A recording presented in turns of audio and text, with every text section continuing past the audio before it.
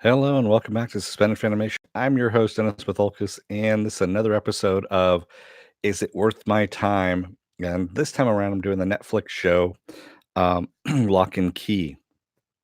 Excuse me, I'm still a little under the weather there, so you're going to hear differences in my voice. And, I've got a cough drop in too, so hopefully that doesn't mess too many things up. It's just so I don't cough into the microphone.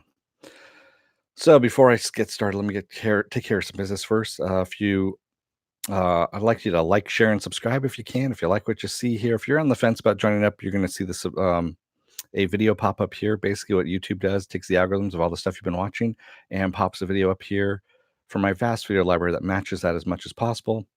Up here is going to be Avenue 5, the last episode of Avenue 5.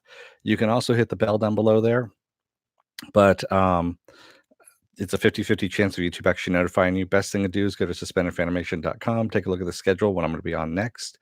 And I've also posted on my Facebook page as well. And speaking of Facebook, there's a Facebook group page where you guys can, excuse me, post stuff and talk amongst yourselves. I have a Twitter and Instagram, and I also have a Patreon page as well, but no tier set up as of yet. Yeah. So, as I said, I'm going to do a non-spoiler review first, and then I'll do the spoiler. Basically just talk about it. So, is it worth your time? Lock and Key. Yes, it is actually. So this is actually a comic. It's based on a comic from Joe Hill, who of course is Stephen King's son, and Gabriel Rodriguez, who is the artist on it. It was done by IDW Publishing. I'm actually kind of surprised that IDW Publishing has actually put some money into this at this point, because they're known for not pumping too much money into it. Take a look at October Faction that came out a week earlier, and you'll see that. Hey, Mark Maginot. But yeah, it's worth it. It's definitely worth it. They did a few changes from the comic, but that was because there was no way in hell they're going to be able to do the visuals that they did in the comic live action. There's just no way you're going to be able to do it. I like what they did. They did a good job, and the story's damn good. The character are good. It's very they even mention it, about Narnia kind of thing. It's almost kind of Narnia-esque, but grown up a little bit more and supernatural. So yeah, I actually like this Joe Hill stuff better than I did Nosferatu, which was on AMC. I didn't really like that one. So there we go. So that's the non-spoiler review. Well, I'm getting ready to go into the spoilers, Viking Mitch. So spoiler alert, I am going to spoil what's left of it here. If you haven't seen everything, go away, come on back. This will be a video you can comment down below in the comment section. Thanks, Viking Bitch, for the paddle. So, yeah, they did some really nice things with this. So one of the things is the head key, which basically in the comic opens up a person's head, and you can look inside and you can see all of their memories inside. It literally, their head flips open so you can see inside.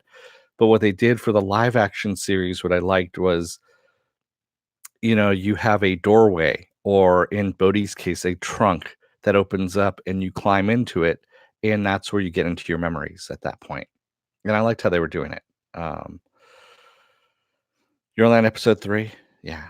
No, I really liked all the different keys that they were doing. Where can you see this show? It's on Netflix, Philip Demick. Yeah, Netflix. So where most stuff is now at this point. Yeah. And good actors, and yeah, it flowed well. There wasn't, I think there may be a little bit of a slow moment around episode 6. That's about it. No, I think it was episode 5. But it's very, very slight, but everything flows well, and they do a good job of, opening up the mystery, if you will. And it's not a mystery box, which is fucking phenomenal.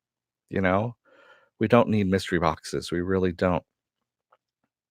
And all the keys have their different nuances too. You have the ghost key. You have the anywhere key, which takes you anywhere. As long as you've seen the door before, you can go anywhere in the world. And Yeah, and I loved how so they also have a group in there called the Savini Squad, which is a group of, nerds that essentially are trying to make horror movies, and Tom Savini's actually in the show as he has a little cameo, which is kinda cool. Um, and Joe Hill does too, and Gabriel Rodriguez as well. They're in it as well. So everyone has, like, a little bit of you see little cameos throughout, the show, which is good.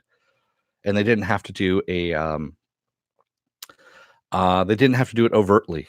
It was kind of a nice little, "Aha, I see him," kinda thing, and it was a nice little aside.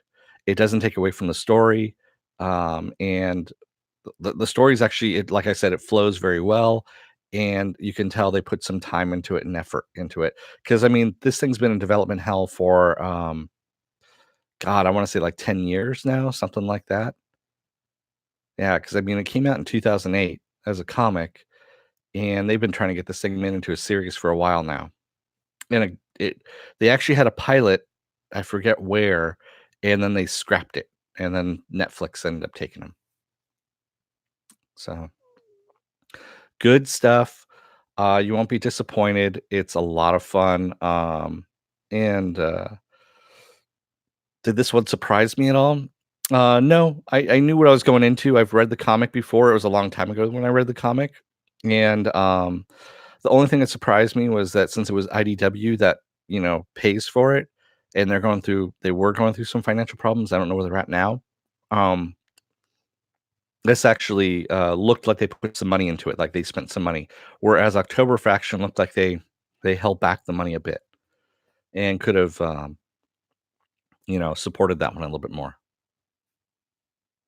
So that was the only surprise for me on that one. Maybe Netflix pumped some more money into it. I don't know because Joe Hill's name was attached, whereas October Faction had Steve Niles, who isn't as well known, although he should be because he's been more prolific than Joe Hill, quite honestly, and writes some really damn good stuff. It's just, again, nepotism. Yeah. So good stuff. It's definitely worth your time. You know, have fun with it. And yeah, you love both shows. Yeah, I did too. And this one I liked a little bit better. I'll have to admit, just because the production quality was a bit better. I'm hoping they pump some more money into season 2 of October Faction if they get a season 2, because they need to. They really do. Yeah. Um, so one thing I was also gonna mention too is, I keep forgetting to mention every now and then, we all have differences of opinion. I'm not gonna like things that you like, you're not gonna like things that I like, kinda thing, that kinda stuff. That's what makes the world interesting here. And, yeah. So that's what these are. These are opinions. If we have a difference of opinion, we have a difference of opinion. Not a big deal. Um, and Just to let you know you're wrong. No, I'm kidding. Mark Mashner says Ragnarok was good too. Had this slightly depressing Nordic vibe.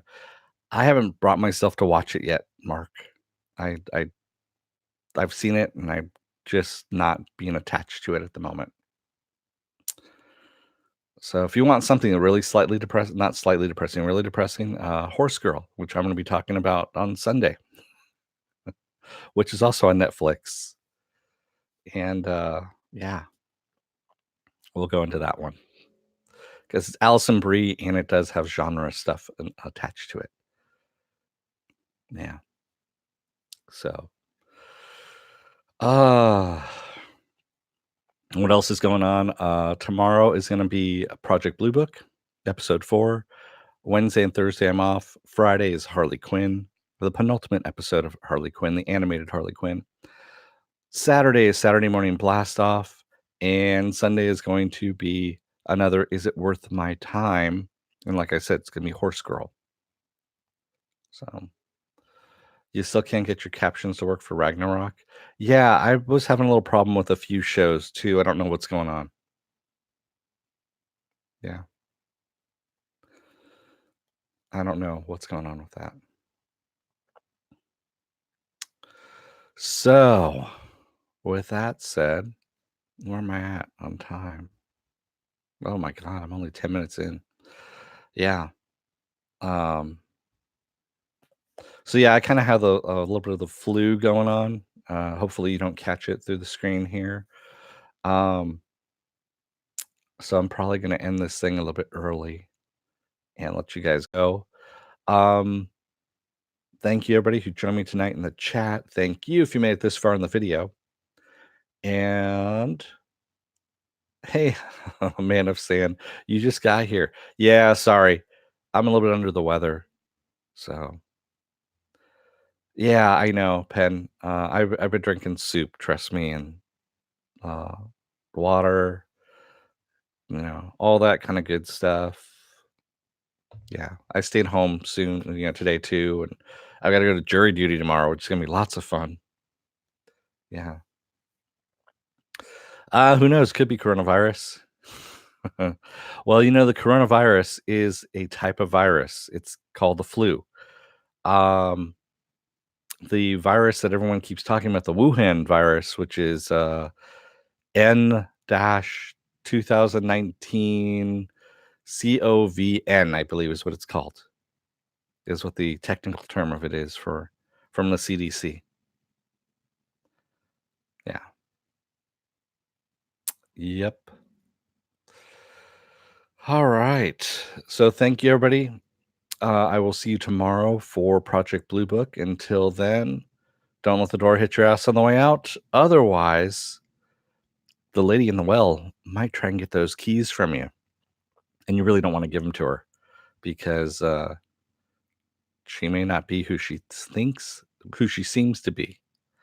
Thanks, everybody. I will see you tomorrow. Have a good rest of your night.